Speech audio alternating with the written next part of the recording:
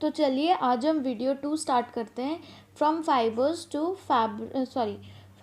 Fabrics chapter का। ठीक है, तो आज हम टॉपिक पढ़ेंगे from fibres to wool.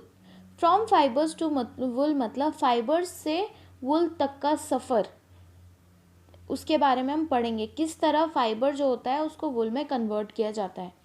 For obtaining वुल मतलब वुल को पाने के लिए शीप्स आर रेयर्ड, मतलब शीप्स को पाला जाता है। रियर्ड मतलब पालन पोषण करना। Their hair is cut and processed into wool, और उनके जो बाल होते हैं उन्हें काट कर प्रोसेस किया जाता है ताकि उन्हें वुल में कन्वर्ट कर सके। Let us learn about this process, और अब हम इस प्रोसेस के बारे में पढ़ेंगे। Rearing and breeding of sheep. Rearing का मतलब होता है पालन पोषण करना, ब्रीडिंग मतलब सही वक्त पर खाना देना, उसके हेल्थ का ध्यान रखना, कंडीशंस का ध्यान रखना। If you travel to the hills in Jammu and Kashmir, Himachal Pradesh, Uttaranchal, Arunachal Pradesh and Sikkim, or the plains of Haryana, Punjab, Rajasthan, Gujarat, you can see shepherds taking their herds of sheep for grazing. तो कभी भी आप अगर हिमाचल प्रदेश गए या फिर Jammu and Kashmir के पहाड़ों पर गए या फिर उत्तरांचल में गए, अरुणाचल प्रदेश में गए, सिक्किम में गए या प्लेन्स ऑफ हरियाणा, पंजाब, राजस्थान, गुजरात, ये सब नॉर्थ इंडिया है। ठीक है, तो अगर आप नॉर्थ इंडिया साइड गए तो वहाँ पे आप देखोगे जो शेफर्ड्स होते हैं, मतलब जो भेड़ चराने वाले होते हैं, वो क्या करते हैं, अपनी भेड़ों को घास चरने के लिए लेकर जाते हैं। ठीक है, ग्रेजिंग मतलब घास चराना। Sheeps are herbivores and prefer grass and leaves. Sheeps जो होते हैं, भेड़ जो होते हैं, वो हर्बीवोर्स होते हैं, मतलब प्लांट ईटिंग एनिमल्स होते हैं वो, और वो सिर्फ और सिर्फ ग्रास और लीव्स ही खाते हैं। ठीक है, अब हर्बीवोर्स है तो ये तो ऑब्वियस है कि वो ग्रास ही खाएंगे, है ना।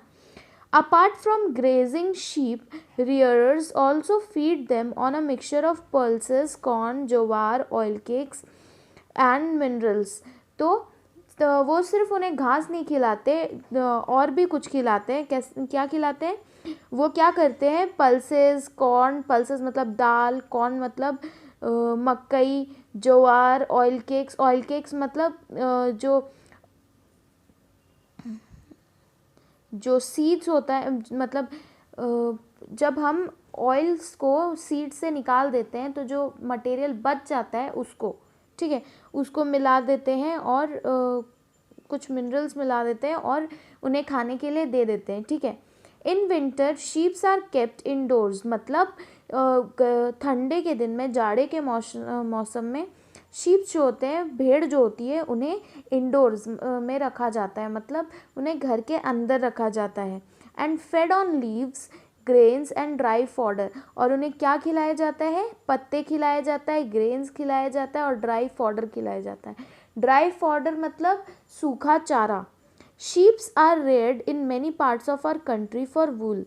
तो भेड़ों को, हमारे देश में भेड़ों को बहुत सारे बहुत सारे जगहों पर पाला जाता है ताकि उनसे वुल मिल सके। वुल मतलब ऊन मिल सके। Table 3.1 gives the names of some breed of sheep reared in our country for producing wool। और टेबल 3.1 जो है वो हमें बताएगा कुछ ब्रीड, मतलब कुछ शीप्स के ब्रीड के बारे में जो हमारे कंट्री में पाले जाते हैं वुल के लिए। The quality and texture of fibers obtained from them is also indicated in the table। और हमें उस वुल का क्वालिटी या फिर टेक्सचर के बारे में भी पता चलेगा। ठीक है, तो चलिए पहले टेबल 3.1 ही पढ़ते हैं। तो फर्स्ट ब्रीड क्या है, लोही। लोही गुड क्वालिटी ऑफ वुल देता है, मतलब ये काफ़ी अच्छा क्वालिटी ऑफ ऊन देता है, मतलब अच्छा क्वालिटी का ऊन देता है ये। ठीक है, और ये कहाँ पे, मतलब ये जो शीप होता है लोही नाम का, लोही ब्रीड का जो शीप होता है वो कहाँ पाया जाता है, राजस्थान में और पंजाब में। ठीक है, अब नेक्स्ट ब्रीड क्या है, रामपुर बुशेर। रामपुर बुशेर जो शिप है, मतलब जो शिप का ब्रीड है, ठीक है, वो ब्रीड मतलब नस्ल। ठीक है, तो जो रामपुर बुशेर नस्ल का जो भेड़ होता है वो ब्राउन फ्लीस देता है, मतलब भूरे रंग का ऊन देता है, और ये उत्तर प्रदेश और हिमाचल प्रदेश में पाया जाता है। ठीक है, थर्ड क्या है, थर्ड ब्रीड है नाली। नाली जो होता है वो कारपेट वुल देता है, मतलब ऐसे वुल्स जिनसे कारपेट बनते हैं। ठीक है, और ये जो भेड़ होते हैं वो कहाँ पाए जाते हैं, राजस्थान में, हरियाणा में, पंजाब में। नेक्स्ट ब्रीड है बकरवाल। बकरवाल ब्रीड जो मतलब जो शिप का ब्रीड होता है वो ऐसे वुल देता है जिनसे शॉल्स बनते हैं। ठीक है, और ये जो शीप होता है वो जम्मू एंड कश्मीर में पाया जाता है। अब मरवारी जो ब्रीड होता है शिप का वो कोर्स वुल देता है, मतलब मोटा ऊन देता है, और इन्हें गुजरात में पाया जाता है। और लास्ट जो ब्रीड है वो पतनवादी है फॉर होजरी, गुजरात, और ये गुजरात में पाया जाता है और इनका यूज़ होजरी बनाने में होता है। होजरी मतलब मोजा या समथिंग, है ना। Now certain breeds of sheep has thick coat of hair on their body which yields good wool in large quantity। और इस तरह के जो शिप के ब्रीड है उनके बॉडी में थिक कोट ऑफ हेयर होता है, मतलब हेयर की मोटी परत होती है, बालों की मोटी परत होती है। ठीक है, जिसकी वजह से हमें अच्छी क्वालिटी का जो वुल होता है, अच्छी क्वालिटी का जो ऊन होता है वो बहुत लार्ज क्वांटिटी में मिलता है। As mentioned earlier, these sheep are selectively bred with one parent being a sheep of good breed। ठीक है, तो इस तरह के ब्रीड ऑफ शिप्स हमें कैसे मिलते हैं, सेलेक्टिवली ब्रीड प्रोसेस से। ठीक है, जिसमें एक पेरेंट जो होता है वो गुड ब्रीड का होता है। ठीक है, मतलब अच्छी ब्रीड का होता है। Once the reared sheep have developed a thick growth of hair is shaved off for getting wool। तो एक बार ये जो शिप को रियर किया गया है, मतलब जिस शिप को पाला पोसा गया है, जब उसके शरीर में बालों का मोटा परत आ जाता है तब उन्हें शेव कर दिया जाता है। ठीक है, ताकि उनसे वुल मिल सके। नाउ प्रोसेसिंग फाइबर्स इनटू वुल। अब हम फाइबर्स को प्रोसेस करने का तरीके के बारे में पढ़ेंगे, जिससे हम क्या बोलते हैं, फाइबर्स को वुल में कन्वर्ट करते हैं। ठीक है, the wool which is used for knitting sweaters और for weaving shawl is finished products of long process which involves the following step. तो जिन ऊनों से स्वेटर्स बुने जाते हैं या शॉल बुने जाते हैं, वो जो होते हैं वो फिनिश प्रोडक्ट्स होते हैं, मतलब वो कम्प्लीटली ऊन में बदल चुके होते हैं, वुलन फाइबर से वो कम्प्लीटली वुल में बदल चुके होते हैं। ठीक है, और ये जो प्रोसेस होता है बहुत लंबा प्रोसेस होता है और इसके बारे में हम स्टेप बाय स्टेप पढ़ेंगे। तो स्टेप 1 क्या होता है, the fleece of ship along with a thin layer of skin is remove from its body. तो जो शीप के बाल होते हैं, ठीक है, उसे शीप के बॉडी का थिन लेयर के साथ शेव कर दिया जाता है। ठीक है, और इस प्रोसेस को हम शेयरिंग कहते हैं। मतलब शेयरिंग एक ऐसा प्रोसेस है जिसमें हम शीप मतलब भेड़ों के बाल को शेव कर देते हैं और उसके स्किन के एक पतले लेयर को भी। ठीक है, तो what do you mean by shearing? Shearing is the process in which the fleece of sheep along with a thin layer of skin is removed from its body। ठीक है, machines similar to those used by barbers are used to shave off hairs। Barbers जो use करते हैं machine, उसी तरह का machine use होता है शेव करने के लिए। ठीक है, मतलब भेड़ों के बाल हटाने के लिए भी उसी तरह का मशीन यूज़ होता है। This enables sheeps to usually the hair are remove during the hot weather. और जनरली जो शीप के बाल होते हैं, भेड़ों के जो बाल होते हैं, उन्हें गर्मियों के दिन में निकाला जाता है। ठीक है, हॉट वेदर्स में मतलब गर्मी के मौसम में निकाला जाता है। This enable sheep to survive without the protective coat of hair. और इसकी वजह से मतलब कि गर्मियों के दिन में इसीलिए निकाला जाता है शीप के बाल, ताकि वो गर्मी के दिन में बिना बालों के भी सर्वाइव कर सके। एक्चुअली क्या शीप के बाल जो होते हैं वो क्या हेल्प करते हैं, वो उनके बॉडी को ठंडे के दिन में गर्म रखते हैं, ठीक है। तो गर्मी के दिन में उन्हें उनकी ज़रूरत नहीं पड़ी, तो इसीलिए हम गर्मी के वेदर में ही जनरली उनके हेयर शेव कर देते हैं। The hair provide woollen fibres, जो हेयर्स होते हैं वो हमें वुलन फाइबर्स प्रोवाइड करते हैं।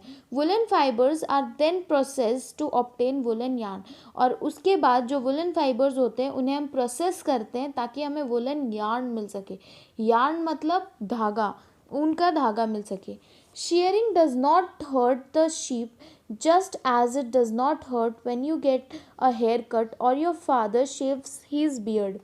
तो इसमें क्या बोल रहा है कि शेयरिंग जो प्रोसेस है, शेयरिंग कौन सा प्रोसेस था जिसमें फ्लीस ऑफ शीप मतलब शीप के बालों के साथ साथ उसकी स्किन की एक थिन लेयर को रिमूव कर दिया जाता है। तो शेयरिंग प्रोसेस, जब शेयरिंग जो प्रोसेस होता है उससे शीप्स को बिल्कुल दर्द नहीं होता है। उसी तरह जिस तरह जब आप अपने बाल कटवाते हो या फिर बाल को शेव कर देते हो, या फिर आपके पापा जब आप अपनी दाढ़ी शेव कर देते हैं तो उन्हें दर्द नहीं होता है, ठीक है।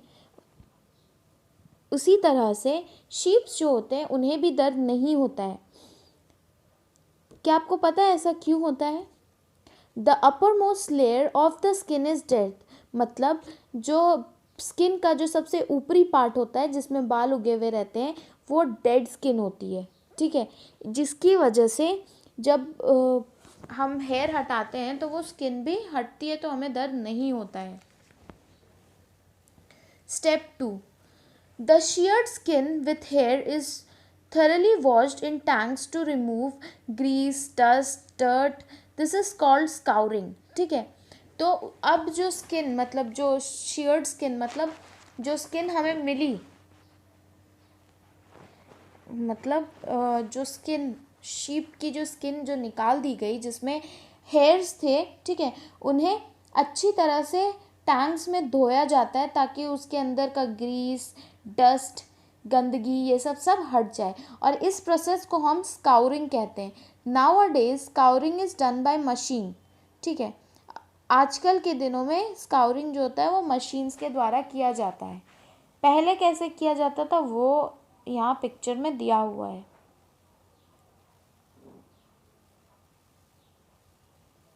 Okay, now step 3। अब step 3, after scouring sorting is done, मतलब स्काउरिंग करने के बाद, स्काउरिंग क्या था? स्काउरिंग एक ऐसा प्रोसेस था जिसमें जो स्किन थी, स्किन शीप की वो स्किन थी जिसे शेव कर दिया गया था, जिसके ऊपर हेयर्स था, उसे अच्छी तरह से धोया जाता है टैंक्स में ताकि उससे डस्ट और ग्रीस वगैरह हट जाए, ठीक है। तो स्काउरिंग के बाद सॉर्टिंग किया जाता है। सॉर्टिंग क्या है? सॉर्टिंग मतलब छांटना। तो अब हम लोग छटाई करते हैं। The hairy skin is sent to a factory where hair of different textures are separated. तो जो हेयरी स्किन है, मतलब आपको तो पता है कि स्किन के मतलब हेयर के साथ साथ स्किन भी शेव कर दी गई थी। तो ऐसे स्किन जिसमें हेयर्स प्रेजेंट है, ठीक है, उन्हें फैक्ट्री भेजा जाता है ताकि हेयर जो है वो अलग अलग टाइप के हेयर्स को अलग अलग करके रखा जा सके। Step 4, the small fluffy fibres called burrs are picked out from the hairs. तो जो स्मॉल फ्लफ़ी फाइबर्स होते हैं, फ्लफ़ी मतलब जो बहुत सॉफ्ट फाइबर्स होते हैं जिन्हें बर्स कहा जाता है, उन्हें हेयर्स से निकाल दिया जाता है, picked out from the hairs. These are the same burrs which sometimes appears on your sweaters. तो ये वही बर्ड्स है जो sometimes appears on your sweater, जो आपके स्वेटर्स पे कभी कभी आ जाते हैं। The fibres are scoured again and dried. तो इन फाइबर्स को दोबारा स्काउड किया जाता है। स्काउड एक ऐसा प्रोसेस था जिसमें हम जो स्किन थी जिसमें हेयर्स प्रेजेंट थे उसे टैंक्स में अच्छी तरह धोते ताकि उससे ग्रीस, डर्ट ये सब हट जाए। वो करके फिर से उसे सुखाया जाता है। This is the wool ready to be drawn into fibres, ठीक है। कि अब जो मतलब अब जो हेयर्स हैं वो अब वुल फाइबर में कन्वर्ट होने के लिए रेडी हो चुके हैं। Step 5, The fibers can be dyed in various colors as the natural fleece of sheep and goats is black, brown और white. तो जो फाइबर है, अब जो ये फाइबर है उन्हें हम डाई कर सकते हैं, मतलब कलर कर सकते हैं इनटू वे, मतलब उन्हें कोई भी कलर में हम, मतलब किसी भी कलर का कर सकते हैं. एज नेचुरल फ्लीस, मतलब नेचुरली जो शीप के बाल या गोट के बाल होते हैं वो ब्लैक कलर के होते हैं या ब्राउन कलर के होते हैं या वाइट कलर के होते हैं. ठीक है. Step 6, the fibres are straightened, combed and rolled into yarns. अब जो है ये जो फाइबर्स जिन्हें हमने कलर भी कर लिया है, अब उसे स्ट्रेट करके रख दिया जाता है, एक बार कंघी चला दी जाती है ताकि उसमें कुछ हो ना, और उन्हें लपेट के रख दिया जाता है. ऊन, आप जब ऊन खरीदते हो मार्केट पे तो आपको ऊन लपेटा हुआ आता है. ठीक है. तो वही ये लोग लपेट के रख देते हैं. The longer fibres are made into wool for sweaters and the shorter fibres are spun and woven into woollen cloth. तो स्पन एंड वोवन का मतलब होता है, स्पन मतलब कि फाइबर्स से थ्रेड बनाना, और वोवन का मतलब थ्रेड से फिर क्लॉथ में कन्वर्ट कर देना. ठीक है.